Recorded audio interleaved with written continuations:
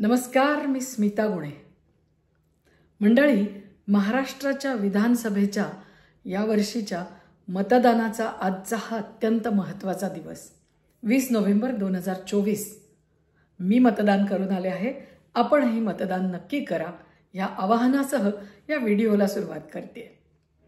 महाराष्ट्राच्या विधानसभेच्या 288 जागांसाठी लोकप्रतिनिधी आपल्याला निवडून द्यायचे आहेत आणि या 288 जागांवर मतदान करण्यासाठी मोठ्या प्रमाणावर जनता मतदान केंद्रांवर दाखल होताना दिसते आहे। 288 विधानसभा मतदारसंघांपैकी 29 मतदारसंघ हे अनुसूचित जातींसाठी राखीव आहेत आणि 25 मतदारसंघ अनुसूचित जमातींसाठी राखीव आहेत। एकूण 54 राखीव मतदारसंघ आणि उरलेले खुल्या गटातले 234 मतदारसंघ अशी एकूण 288 जागांवर लढत होते। वेगवेगळ्या राजकीय पक्षांनी या लढतीमध्ये स्वतःला सर्वस्वाने समर्पित केलंय। महायुती विरुद्ध महाविकास आघाडी हा सामना आपल्याला मोठ्या प्रमाणावर सगळीकडे घडताना दिसतोय। महायुतीमध्ये 3 मोठे पक्ष आहेत।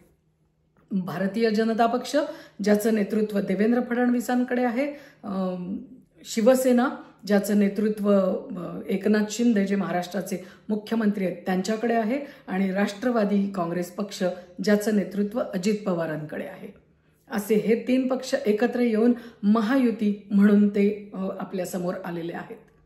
त्यांचा सामना करण्यासाठी महाविकास आघाडी म्हणून जे 3 पक्ष एकत्र आलेले आहेत त्यामध्ये भारतीय राष्ट्रीय काँग्रेस, ज्याचं नेतृत्व नाना पटोले यांच्याकडे आहे, शिवसेना उबाठा गट, ज्याचं नेतृत्व उद्धव ठाकरे यांच्याकडे आहे, आणि राष्ट्रवादी पक्ष जो शरद पवारांच्या नेतृत्वाखाली आपल्या समोर आलाय। हे 3 पक्ष एकत्र येऊन महाविकास आघाडी त्यांनी स्थापन केली आहे। महायुती विरुद्ध महाविकास आघाडी असा हा सामना आपल्याला होताना दिसतोय।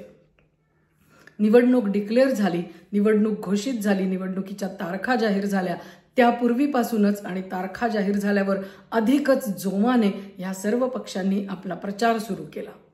काही छोटे पक्ष आपलं स्वतंत्र अस्तित्व घेऊन या निवडणुकीमध्ये सामील झाले आहेत।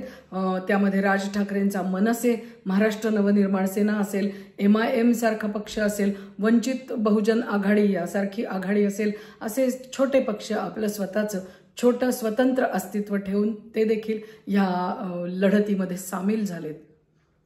महाराष्ट्रामध्ये प्रचाराला सुरुवात झाली आणि राजकारणाच्या वेगवेगळ्या प्रकारच्या आरोप प्रत्यारोपांच्या फैरी जणू काही सर्वत्र झडताना दिसू लागल्या।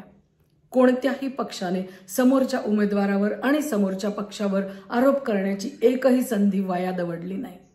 मग ते आरोप वेगवेगळ्या प्रकारचे होते, ज्यामध्ये आमचा उमेदवार पळवला, आमच्या उमेदवाराला तुम्ही उमेदवारी दिली, एखाद्या पक्षाने आमचे नेते पळवल्याचे आरोप केले, एखाद्या पक्षाने त्यांचे कार्यकर्ते पळवल्याचे आरोप केले, काही पक्षांनी आमचा पक्ष उभा फोडून तुम्ही आमचे आमदार पळवून नेले, अशा प्रकारचे आरोप केले। आणि अशा राजकीय आरोपांच्या गदारोळामध्ये या निवडणुकीकडे सगळ्या जनतेचं लक्ष लागून राहिलं। यामध्ये फक्त याच प्रकारचे आरोप झाले असं नाही, तर यामध्ये पैशाचा मोठ्या प्रमाणावर वापर होत असल्याचे देखील आरोप सर्वच पक्षांनी एक दुसऱ्यावर केले। कोणी म्हणाले पैसे देऊन मतदान घडवणार आहेत, कोणी म्हणाले पैसे देऊन मतदारांना घरीच थांबवणार आहेत, कोणी म्हणाले पैशाचं आमिष देऊन उमेदवाराला माघार घ्यायला सांगितली जाते, पैशाचं आमिष देऊन एखाद्या माणसाला बळजबरीने उमेदवारी करायला सांगितली जाते आणि पैशाच्या प्रभावाखाली लोकांना ठेवून त्यांनी मतदान करावं किंवा करू नये यासाठी आग्रह धरला जातोय। अर्थातच छुप्या पद्धतीने हे सर्वच पक्षांचे आरोप बघून जनतेला यावर काय बोलावं हेच कळेनासं झालं। सर्वसामान्य नागरिक, सर्वसामान्य मतदार असा गोंधळलेल्या अवस्थेत असताना मग सगळ्यात दुर्दैवाची या निवडणुकीमध्ये जाणवलेली गोष्ट अशी की या गोंधळलेल्या मतदाराला नेत्यांची, वेगवेगळ्या पक्षांच्या मोठमोठ्या नेत्यांची एकमेकावर चिखलफेक करणारी वक्तव्य देखील ऐकावी लागली।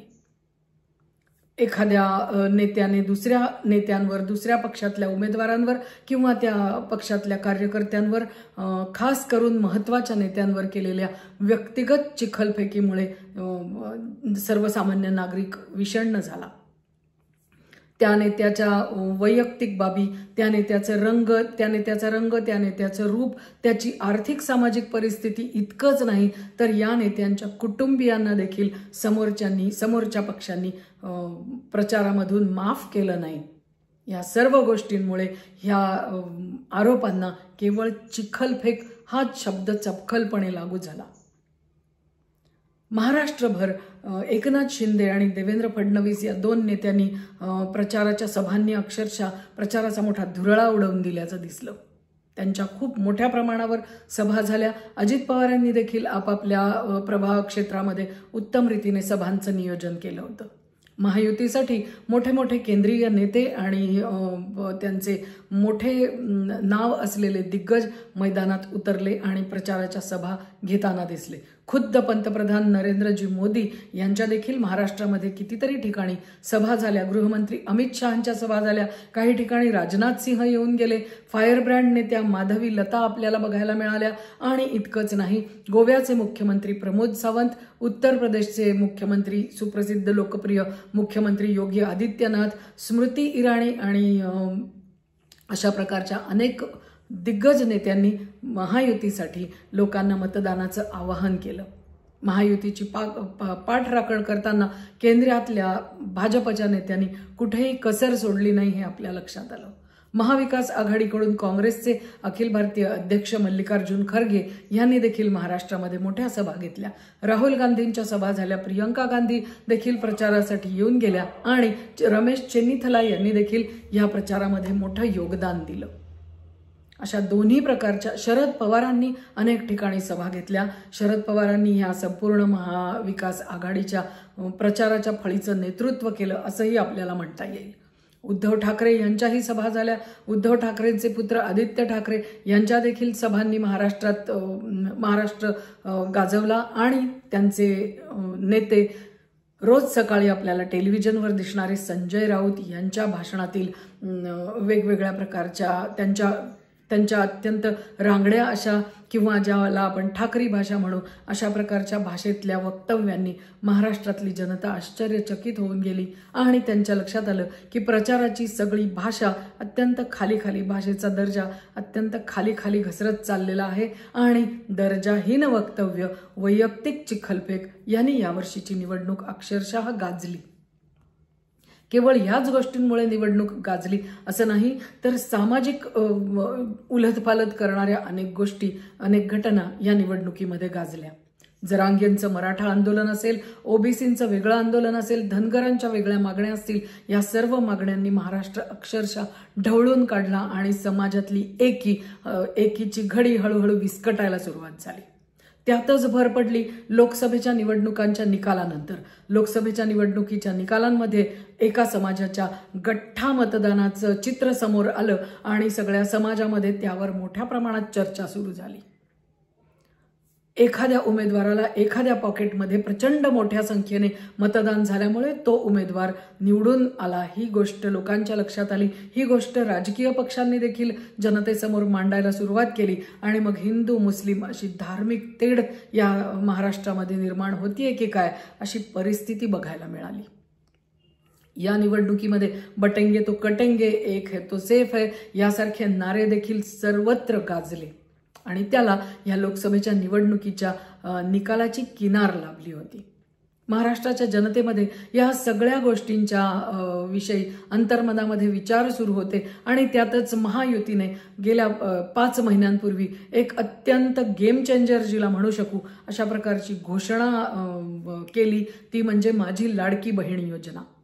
माझी लाडकी बहीण योजना या योजनेमधून महाराष्ट्रातल्या महिलांना दरमहा 1,500 रुपयांचं अनुदान त्यांच्या खात्यामध्ये जमा केलं जाईल अशा प्रकारची ती घोषणा होती. आणि घोषणेपाठोपाठ लगोलग कागदपत्र पूर्ण करून ऑनलाईन कागदपत्र पूर्ण केली गेली आणि महाराष्ट्रातल्या बहिणींना लाखोंच्या संख्येनं त्यांच्या बँक खात्यांमध्ये 1,500 रुपये यायला सुरुवात झाली. आत्तापर्यंत महाराष्ट्रातल्या बहिणींच्या खात्यांमध्ये 7,500 रुपये अनुदान रूपाने जमा झाले आणि त्यामुळे हळूहळू महाराष्ट्रातल्या सगळ्या बहिणींचं आणि त्याचबरोबर त्यांच्या बहिणी आनंदित झाल्यामुळे बहिणींचं आणि त्याचबरोबर त्यांच्या कुटुंबाचं मत हे हळूहळू महायुतीकडे जातंय की काय असं सगळ्यांना वाटू लागलं. महाविकास आघाडी सुरुवातीला माझ्या लाडक्या बहिणी योजनेवर अत्यंत मोठे टीकेची झोड उठवत होती. महाराष्ट्राची तिजोरी खाली करणारी योजना आहे, महाराष्ट्राचा तिजोरीचा खडखडाट होईल, महाराष्ट्राला लुटणारी ही योजना आहे, अशा प्रकारचे आरोप लावत राहिली. जसे जसे दिवस पुढे जाऊ लागले आणि बहिणींच्या खात्यामध्ये पैसा येऊ लागला, तसा तसा महाविकास आघाडीच्या लक्षात आलं की ह्या योजनेविरुद्ध ओरडून चालणार नाही, कारण ह्या योजनेतून येणाऱ्या पैशामुळे भगिनींच्या चेहऱ्यावर आनंद निर्माण होतोय.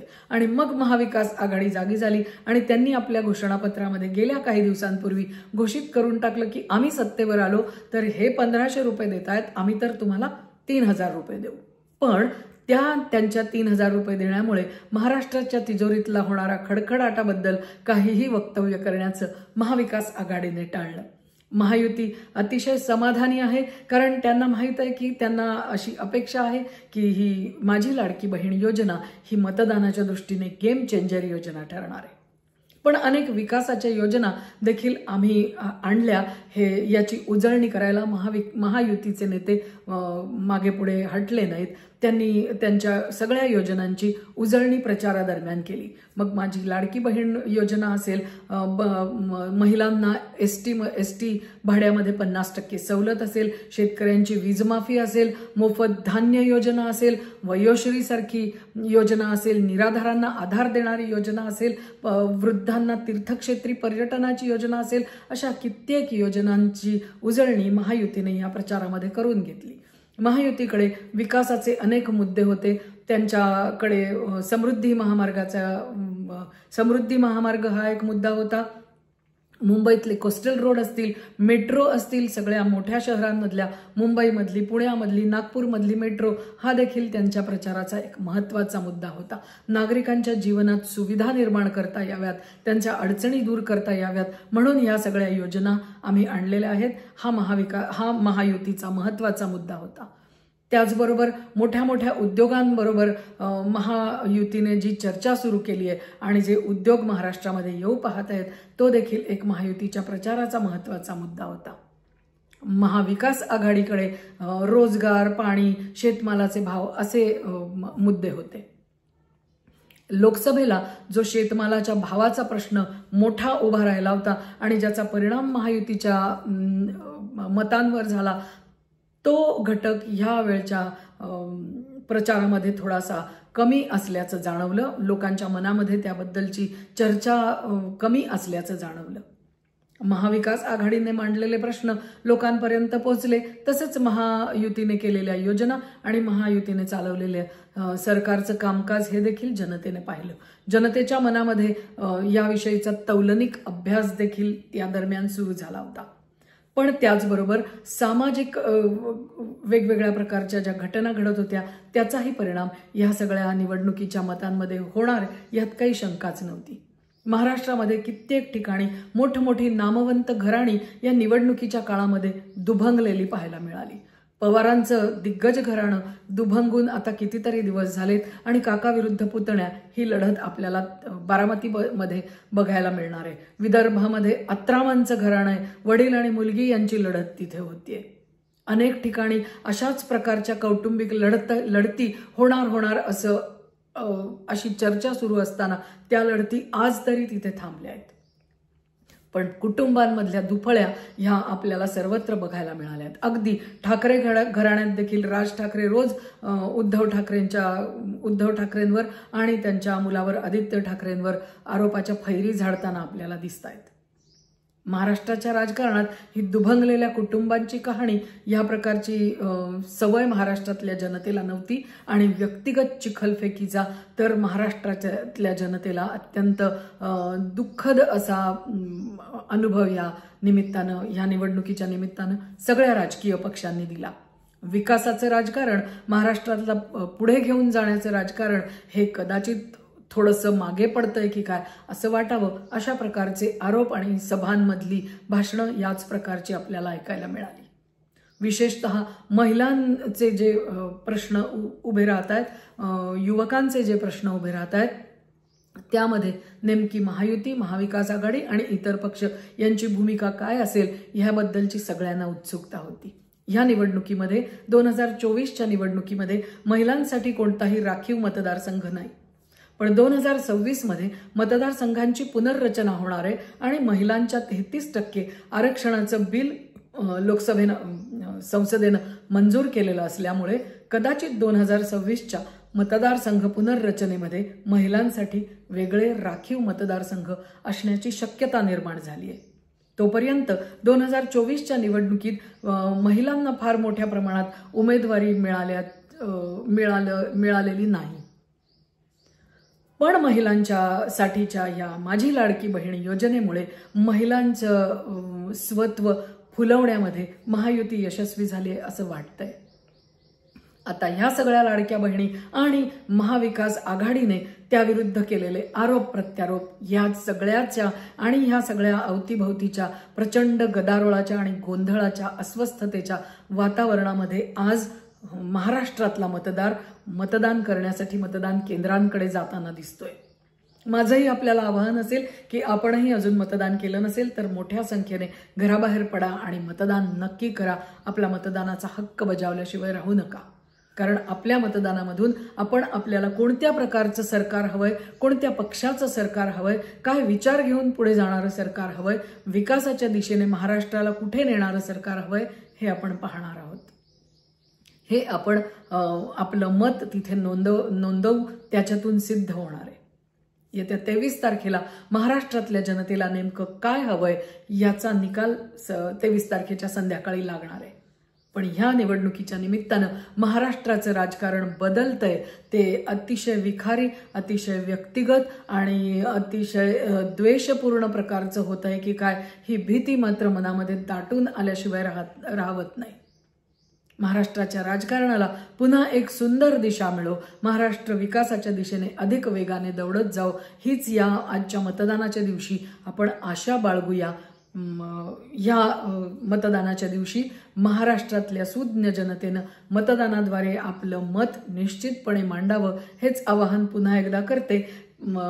23 तारखेला संध्याकाळी निवडणुकीचे निकाल लागतील, मतमोजणी होईल आणि निवडणुकीचे निकाल लागतील. त्या दिवशी पुन्हा एकदा भेटूया. पण आज आपल्याला जर हा व्हिडिओ आवडला असेल आणि यापूर्वीचे व्हिडिओ आपल्याला आवडत असतील तर नक्की लाईक करा, शेअर करा आणि सबस्क्राईब करा. तूर्त इतकंच. धन्यवाद.